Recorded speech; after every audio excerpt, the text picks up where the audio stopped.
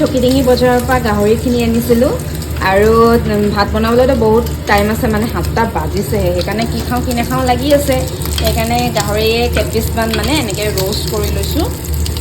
ইয়াতে মানে পিঁয়াজ বিলাহী এনেকৈ চালাড টাইপ, গাহৰি চালাড এনেকৈ কৰি খাম। আৰু মূলা কিনি আনিছিলোঁ, আংকালেতো আমাৰ বাৰীতে মূলা লাগে, এইবাৰ নালাগিলে। মানে বৰষুণ নাই যে বাৰীত, মানে ভালকৈ নহ'ল, তো সেইকাৰণে মূলা কিনি আনিছোঁ। আৰু এইখিনি মায়ে মূলা আচাৰ বনাব আৰু দেখাম বাৰু আপোনালোক। চালাডৰ কাৰণে ৰেডি কৰিছোঁ। খালি মই এতিয়া গাহৰি কেইপিচ অকণমান ডাঙৰ হৈ আছে যে অকণমান সৰু সৰুকৈ কাটি দিম। উফ, গৰম হৈ আছে। চালাডত এনেও সৰু সৰু পিচকৈ ভাল লাগে। হৈছে ন ইমানটো চাইজটো? ঠিক আছে মাইনা।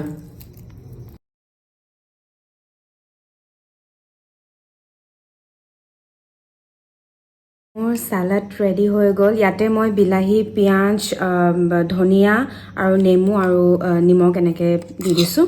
এতিয়া খাবলৈ বহুত বেছি টেষ্টি লাগিব। টেষ্ট কৰচোন কেনেকুৱা লাগিছে।